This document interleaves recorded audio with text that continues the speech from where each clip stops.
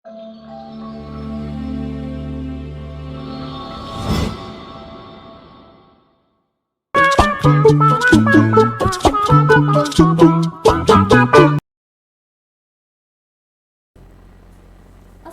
warahmatullahi wabarakatuh. Bagaimana kabarnya sahabat sehat?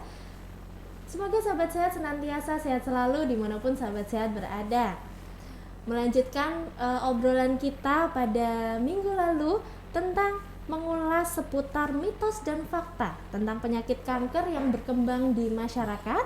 Pada hari ini Farida akan mengulas kembali mitos dan fakta tentang kanker yang berkembang di masyarakat part 2. Tentunya masih dengan narasumber kita yang sama dengan minggu lalu, yaitu Dr. Asdi Wihandono, spesialis bedah konsultan onkologi. Selamat siang dokter. Selamat siang. Gimana dokter, ini kedua kalinya dokter ke Pokariko ya dok ya? Ya, terima kasih banyak dokter atas waktunya sudah menyempatkan untuk ke Pokariko berbagi sharing bersama dengan sahabat sehat untuk memberikan informasi kesehatan ya dok ya. Semoga bermanfaat untuk sahabat sehat yang ada di rumah. Kita melanjutkan obrolan kita yang minggu lalu nih dok, tentang mitos dan fakta penyakit kanker nih dok. Kalau yang minggu lalu kita membahas tentang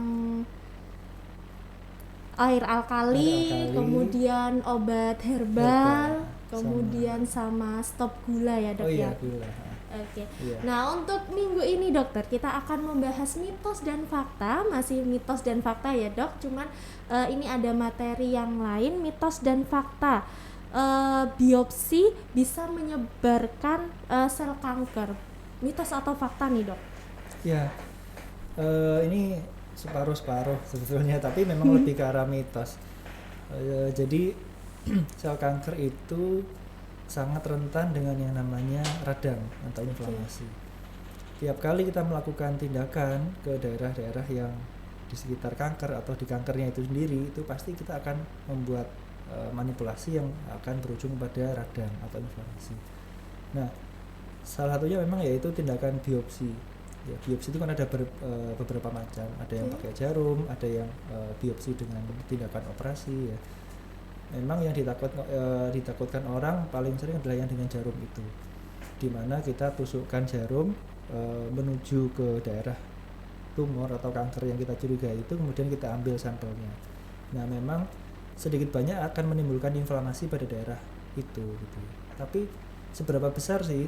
Nah, ternyata setelah diteliti jumlahnya tidak sampai 1%, Mbak. Memang ada, tapi nggak sampai 1%. Bisa menyebarkan sel kanker itu pada track atau jalur jarum yang kita tusukkan tadi itu, tapi jumlahnya hanya kecil, nggak sampai 1%. Dibandingkan dengan manfaatnya, kalau kita biopsi dan kita dapatkan diagnosis yang pasti, ya, itu kita tahu jenis selnya, kita tahu stadiumnya, kita tahu subtipenya itu apa, itu kita bisa memberikan terapi yang paling baik untuk pasien tersebut. Kita kan tahu, seperti kita mau perang gitu ya, kita di kejauhan harus pakai apa nih, ini musuh kita ini kita tembak aja dengan pistol, dengan senapan, atau kita bom gitu ya. Nah, kalau kita bom memang mungkin akan mati semua, tapi tentu kerusakannya terlalu besar gitu ya. Tapi kalau kita pakai senapan atau pistol biasa mungkin nggak mati sel kankernya itu gitu. Jadi kita harus dibiopsi dulu, kita harus pastikan dulu itu apa, supaya kita bisa pilih senjata yang paling pas gitu. Dibandingkan dengan risiko biopsi yang hanya tidak sampai 1%, ya, tentu keunggulan atau keuntungan dari biopsi ini tentu sangat besar. Jadi kalau kita bilang antara risiko dengan manfaat, itu jelas sangat lebih tinggi manfaatnya. Jadi kalau kita bilang mitos atau fakta, ya separuh-separuh, tapi faktanya ini atau keunggulannya itu atau keuntungannya itu jauh lebih besar daripada kerugiannya. Jadi kami di tenaga medis tetap disarankan untuk melakukan biopsi karena manfaatnya yang sangat besar dibandingkan bila tidak dibiopsi gitu. Kita seperti menembak musuh tapi nggak tahu musuhnya itu apa gitu. Kan akhirnya kita bisa malah bisa nggak membunuh sel kankernya sama sekali, atau malah terlalu hebat gitu ya. Yang kita berikan itu malah terlalu besar, malah efek sampingnya nanti yang malah berat gitu. Kemudian nih dok, untuk mitos dan fakta selanjutnya.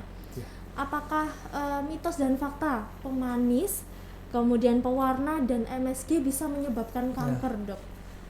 Iya, itu penelitian yang atau data yang atau bukan data lah ya, masih gosip lah atau omongan-omongan yang beredar dari zaman dulu sebetulnya. MSG, pemanis tambahan, pewarna ya. Ya memang kita harus telah satu persatu sih, jadi tidak bisa disamaratakan gimana. Ada beberapa zat pewarna tertentu memang yang berbahaya gitu, memang iya. Jadi bahwa kalau itu menumpuk di dalam tubuh dengan waktu yang lama dan dalam jumlah yang cukup banyak, pada akhirnya memang bisa menimbulkan mutasi genetik yang akan bisa menimbulkan kanker. Memang ada beberapa, tapi memang ada beberapa juga, contohnya yang paling banyak mungkin MSG ya. MSG ini selama ini yang selama puluhan tahun dipersalahkan gitu ya, dalam tanda kutip dipersalahkan oleh orang-orang, oh ini jangan banyak-banyak MSG nanti bisa menyebabkan kanker. Itu sebenarnya tidak sepenuhnya betul gitu ya.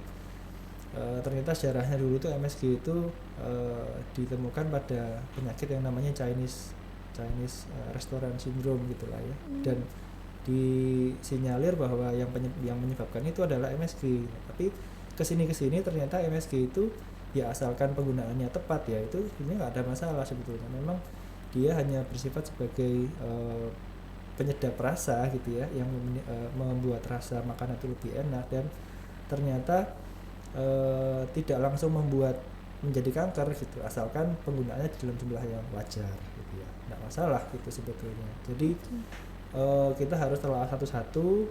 Ada bahan makanan tertentu mungkin nanti yang akan saya sampaikan di sini ya, yang berbahaya itu apa saja, tapi ada juga yang sebenarnya tidak masalah, yang aman gitu. Nah, tentang ini mungkin ya nanti bisa kita bahas lebih lanjut di yang berikutnya mungkin ya. Tapi untuk ini nanti akan mungkin akan saya sampaikan di list gitu ya, apa saja yang berbahaya dan apa yang tidak gitu. Kemudian untuk mitos fakta selanjutnya, Dokter, daging merah bisa menyebabkan kanker. Ya. Mitos atau fakta, Dok? Iya, memang kalau ini fakta. Jadi daging merah itu apalagi yang diproses, diolah dengan cara dipanaskan biasanya ya. Yang paling banyak kan tentu dibakar gitu, dan memang sudah lama tersebar bahwa daging merah yang dibakar atau dipanggang itu nantinya bisa menyebabkan kanker. Itu memang betul, memang ada hubungannya.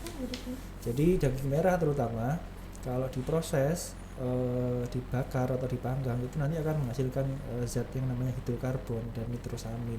Ada tarnya juga yang hitam-hitamnya itu. Itu kalau kita konsumsi secara terus menerus ya, dalam waktu yang lama, dalam jumlah yang banyak, memang bisa menyebabkan kanker, terutama kanker usus memang.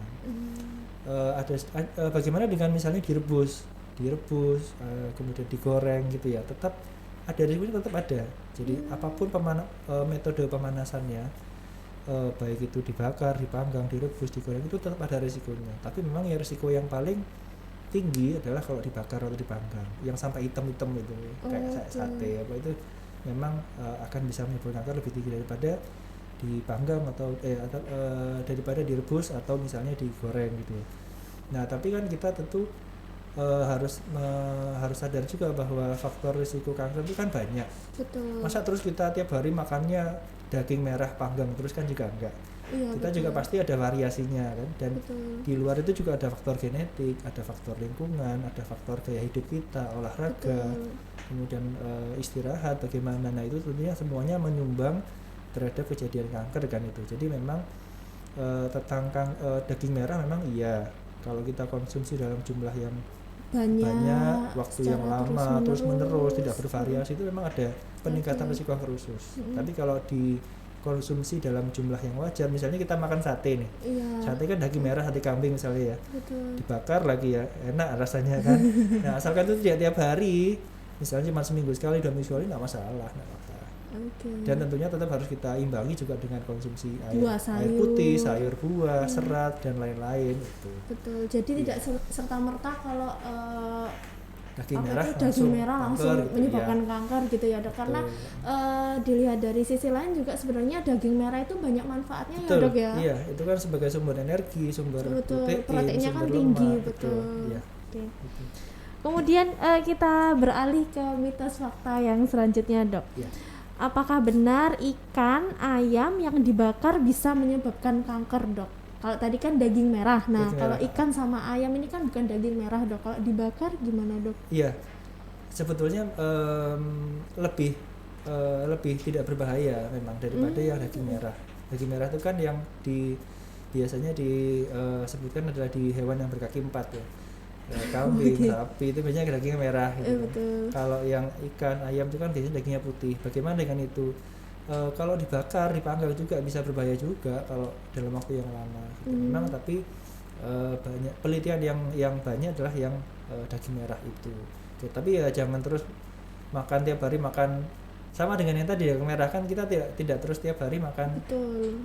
ikan atau ayam yang dipanggang atau dibakar kan. Jadi Betul. harus tetap ada variasinya. Jadi kalau dalam jumlah yang cukup, dalam frekuensi yang tidak terlalu sering, saya rasa masih aman-aman aja, masih aman. Asalkan diselingi dengan yang lain-lain. Dengan yang lain, kemudian prosesnya nggak harus dibakar Betul. terus masih ya, Dok, ya, bisa direbus, direbus, dikukus Iya. gitu ya, Dok ya. Betul, saya rasa aman.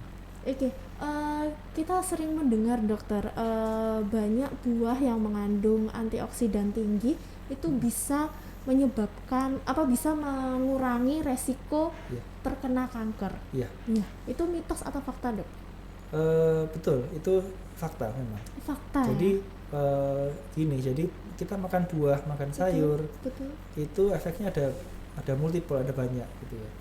Satu, buah dan sayur itu memang setelah teliti dia mengandung banyak antioksidan, dimana kalau kita kebalikannya yang daging merah tadi itu dia banyak mengandung oksidan, radikal bebas dan lain-lainnya, yang kalau dibiarkan ya nanti dia akan menimbulkan mutasi genetik yang akan membawa kita menuju ke kanker. Tapi dengan kita makan buah sayur, dia banyak antioksidannya, dia akan bisa mencegah radikal bebas itu tadi ya. Kemudian kedua, buah dan sayur itu banyak mengandung serat, dimana kalau kita makan itu kalau banyak seratnya tentu dia akan lebih cepat waktu transitnya di usus, jadi makanan itu akan lebih cepat dikeluarkan, lebih lancar. Dengan demikian makanan itu tidak mengendap terlalu lama di usus. Nah, ada penelitian yang mengatakan bahwa salah satu faktor yang bisa menimbulkan kanker usus adalah makanan yang mengendap terlalu lama di usus gitu ya. Kalau zaman dulu mungkin orang barat bangga dengan ungkapan bahwa makanan barat itu ya yang susu, daging, keju itu paling efisien gitu. Jadi mereka makan, mereka tidak terlalu banyak ke belakang gitu ya, ke toilet untuk BAB, tapi lebih efisien, yang mereka makan banyak yang diserap, yang keluarnya sedikit gitu ya dia bilang. Nah, tapi ternyata setelah teliti yang seperti ini justru yang bisa menyebabkan kanker usus yang lebih tinggi gitu.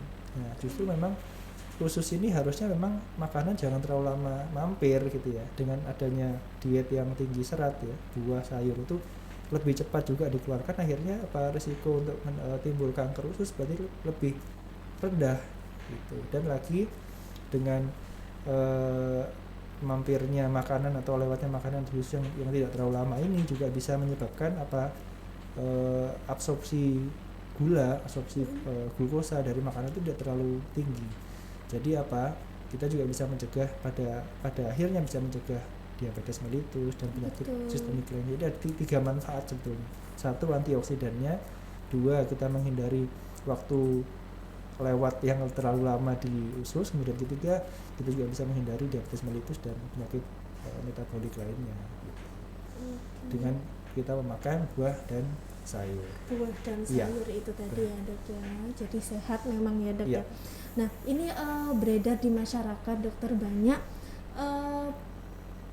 krim atau pemutih wajah, Dok. Nah, itu apakah semua krim pemutih wajah itu bisa menyebabkan kanker? Fakta atau mitos, Dok? Mitos. Mitos Karena ya. Dengan penelitian yang sudah berjalan sekian lama kan tentu kita jadi lebih aware lagi. Apa sih yang menyebabkan kanker banyak yang dulunya dianggap normal gitu ya. Kalau dulu krim pemutih itu pakai zat yang namanya merkuri. Mungkin pernah dengar salah satu merek zaman dulu ya. Itu memang terkenal, begitu kita pakai itu bisa putih gitu ya. Nah ternyata putihnya itu dikarenakan adanya timbunan satu logam berat yang berbahaya yang mengandung merkuri namanya. Dimana merkuri itu kalau numpuk ya nanti dia akan menimbulkan masalah di liver, akan menimbulkan masalah di ginjal, dan pada akhirnya juga bisa menimbulkan kanker gitu.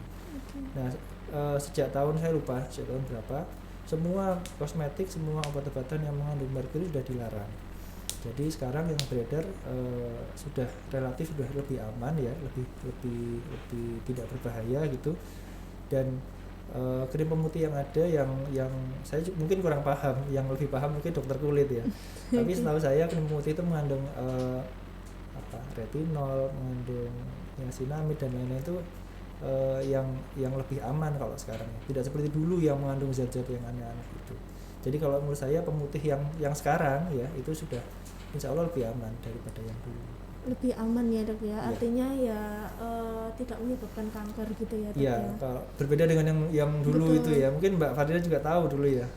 Iya, cuman kita tetap harus waspada ya dok ya, terhadap krim atau pemutih wajah. Ya, pastikan bahwa krim yang dipakai itu sudah ada registrasi dari Badan POM ya, sudah halal gitu dan memang sudah terjamin keamanannya gitu.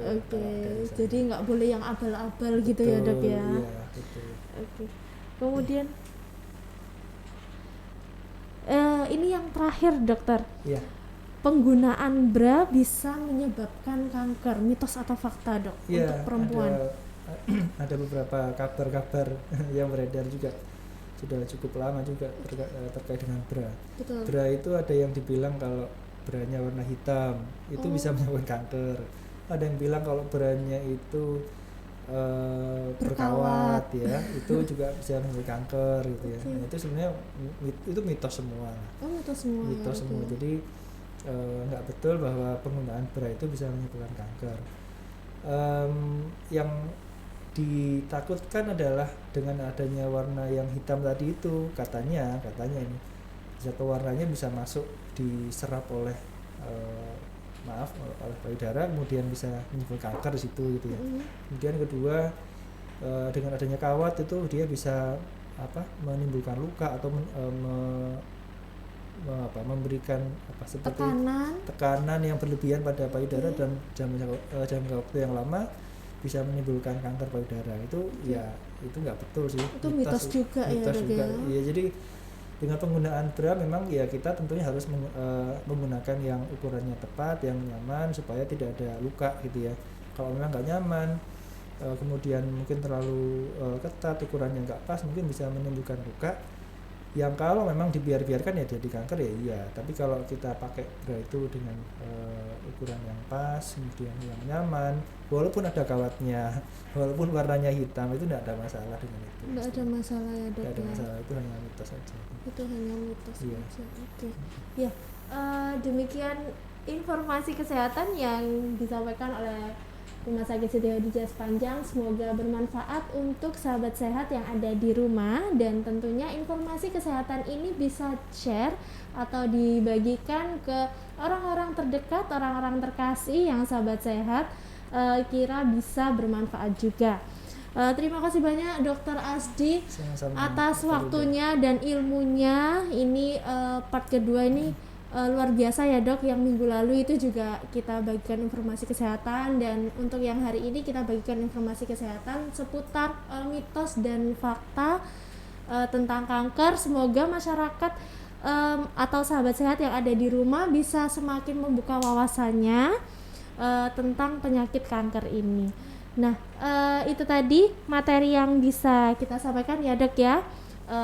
Kita akhiri dan sampai jumpa di kesempatan berikutnya dengan informasi kesehatan yang tentunya tidak kalah menarik dan narasumber yang sangat luar biasa. Saya Farida Ilma pamit undur diri. Assalamualaikum warahmatullahi wabarakatuh.